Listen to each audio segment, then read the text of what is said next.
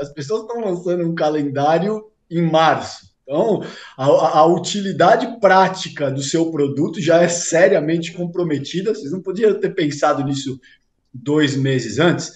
Agora, tem um conselheiro do ex-presidente Donald Trump que chama Roger Stone. O Roger Stone escreveu um livro no qual ele argumenta dessa maneira, de forma aberta, que você precisa ser ultrajante para chamar, para ser notado na política institucional.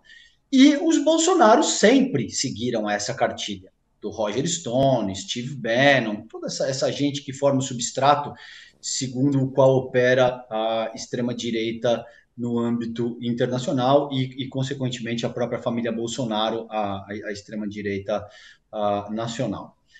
É curioso notar que alguém que teve tanto destaque na política institucional brasileira, os filhos são deputados, senadores, ele foi chefe do executivo ao longo dos últimos 4 anos, obteve 58 milhões de votos, a despeito de ter perdido para o presidente Lula as últimas eleições, achar que é uma boa ideia lançar uma lojinha virtual para vender canecas, calendários e tábua de carne.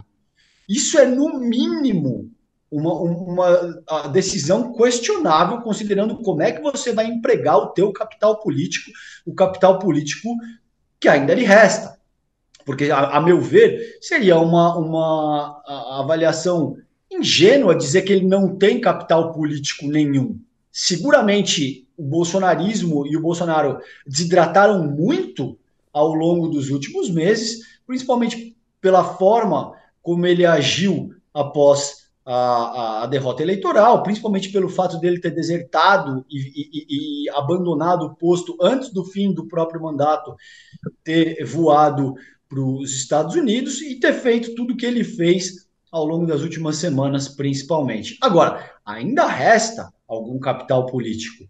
Me parece absolutamente equivocado a medida de querer se transformar numa espécie de vendedor de bugigangas, perdão pelo termo, mas é assim que eu entendo esse movimento de montar a Bolsonaro Store, utilizar um termo em inglês, alguém que se vendia como patriota, que foi presidente do país, utilizar um termo em inglês, Bolsonaro Store, para vender calendários, canecas e tábuas de cortar carne. Como é que você vê esse comportamento de Bolsonaro, Josias, durante o governo dele? A notícia confirma o que sabíamos, né?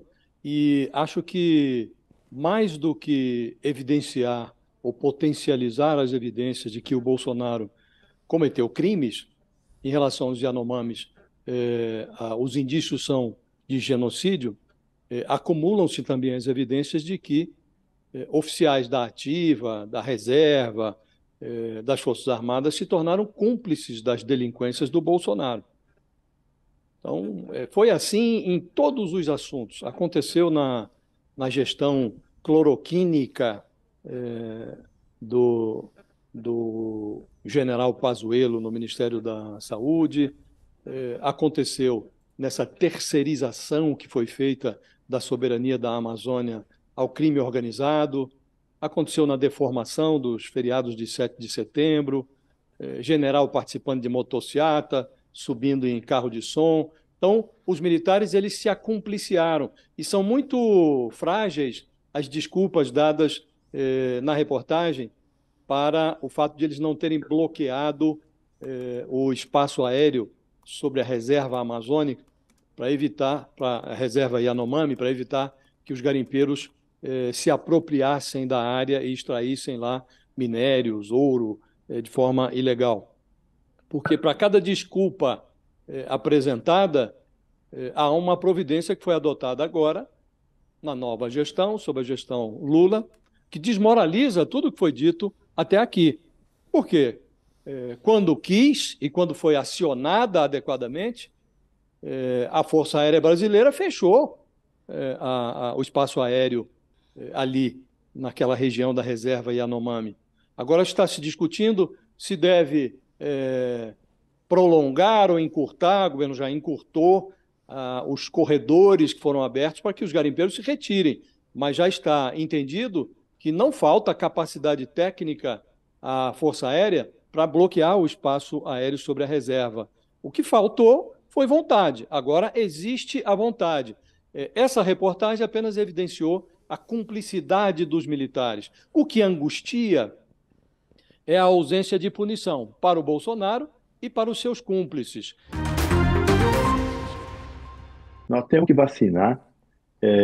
Essa doença está terminando agora, na minha opinião, nós estamos começando a entrar numa fase endêmica, mas nós vamos ter que continuar convivendo com o SARS-CoV-2, porque ele não foi embora.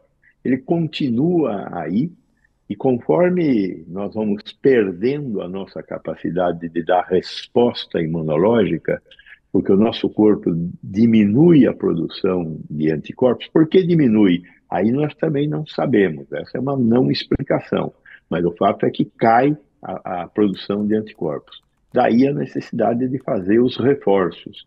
Nós já estamos na quinta dose, 2 doses iniciais para imunizar, e os outros 3 foram reforços para quem não tomou Janssen. Para quem tomou Janssen, tem uma vacina menos aí. Estamos na 4ª dose para quem usou a Janssen. O fato é que precisa haver esses reforços e nós vamos conviver isso agora anualmente, porque o vírus da Covid-19 vai continuar convivendo conosco, assim como convivem conosco os vírus da gripe. Todo ano nós tomamos a vacina da gripe. Todo ano quem tomamos a vacina da gripe? Os que têm maior fragilidade, ou seja, os mais idosos e os portadores de comorbidade, as crianças e as grávidas. E o pessoal que trabalha na área da saúde, que tem um risco maior de ter a doença. Então, esses são os que têm que ser vacinados.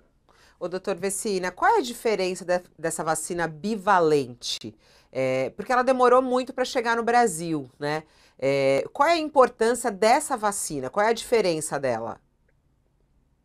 Ela demorou muito para chegar no Brasil. Existem, inclusive, alguns técnicos, né, fazendo críticas ao governo por ter demorado tanto para colocar a vacina no Brasil.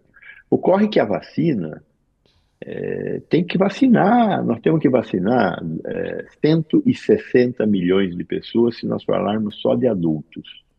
Eu preciso de 160 milhões de doses. Onde tem 160 milhões de doses? Quer dizer, cada fornada de uma fábrica que produz vacina produz 100, 200 milhões de doses, dependendo do tamanho da fábrica. Então, o Brasil não é um país qualquer. Não é um Uruguai com 4 milhões de habitantes, ou um país que não oferece gratuitamente vacinas, como são a maioria dos países do mundo. Nós temos uma política pública de distribuição de vacinas. Então, quando você chega na porta da fábrica, você fala, olha, eu quero 100 milhões de doses. Não tem 100 milhões de doses na prateleira. Então, por isso, eu concordo que nós estamos entrando atrasado na distribuição dessa. Podia ter sido em janeiro e tal, mas a crítica que cabe não é a ter ou não ter vacina, é de como nós temos vacina. Qual?